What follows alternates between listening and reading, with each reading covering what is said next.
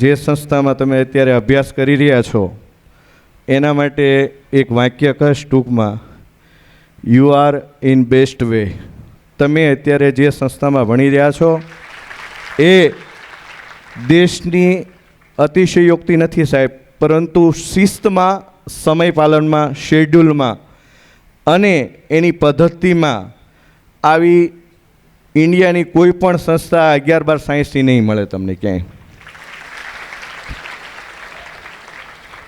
પહેલી નીટ જ્યારે લેવાણી ત્યારે સ્કોરિંગ ઘણું ઊંચું હતું, પણ એના પ્રમાણમાં જ્યારે બીજી વાર નીટ આવી ત્યારે સ્વાભાવિકપણે વિદ્યાર્થી ઉપર સ્ટ્રેસનું ભારણ ઘણું બધું હતું સાહેબ.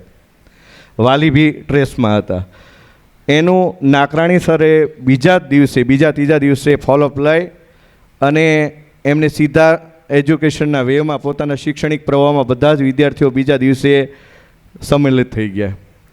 અને સારામાં સારું સાહેબે કીધું એમ આ હિસ્ટ્રીનું અઘરામાં અઘરું પેપર હતું, છતાં એના ટીચરો, એના જે કાંઈ જે કાઉન્સિલરો જે છે સાહેબ છે એને ખૂબ સરળ કરી દીધું છે સાહેબ.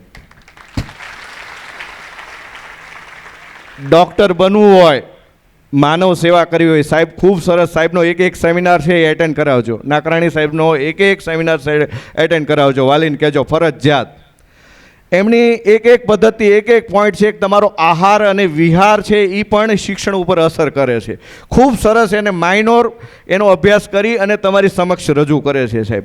એ ખરેખર તમે ભાગ્યવંત એક વ્યક્તિ, એક વિદ્યાર્થી છો કે તમે એની સંસ્થામાં અત્યારે ભણી રહ્યા છો સાહેબ. યાદ રાખજો આ વાક્ય મારું બરાબર. જેવી રીતે ઉનાળાની અંદર શેરડીનો રસ સિસોડાની અંદર કાઢવામાં આવે છે ને, શેરડી નાખીને, તમે એનું નિરીક્ષણ કરજો કે એ છેલ્લા પ્રયાસ સુધી એનો રસ કાઢે છે. છેલ્લો પ્રયાસ હોય છે કે આમાંથી કંઈ રહી ન જાય. એમ આ સંસ્થા હું જોઉં છું કે વિદ્યાર્થીમાં રહેલી તમામ શક્તિઓ જે છે ને એને શ્રેષ્ઠ લેવલ સુધી લઈ જવા માટેના તમામ પ્રયાસો સાહેબ કરે છે. એનો આખો સ્ટાફ કરે છે.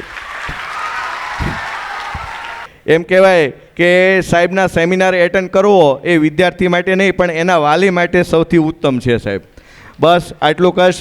મારી દીકરી છે એમને 4 વર્ષ 9થી અહીંયા જ્ઞાન મંદિરમાં અભ્યાસ કરે છે સાહેબ, 9, 10, 11 ને 12th. અને એમને અત્યારે ખૂબ સારું એવું સ્કોરિંગ છે એ પ્રાપ્ત થયું છે અને હર્ષ ઉલ્લાસમાં, આનંદ ઉમંગમાં છે. તમામ સ્ટાફનો ખૂબ ખૂબ આભાર સાહેબ. હૃદયપૂર્વક આભાર માનું છું બધા બાળકો. થેન્ક યુ સાહેબ, વેરી મચ નાકરાણી સાહેબ.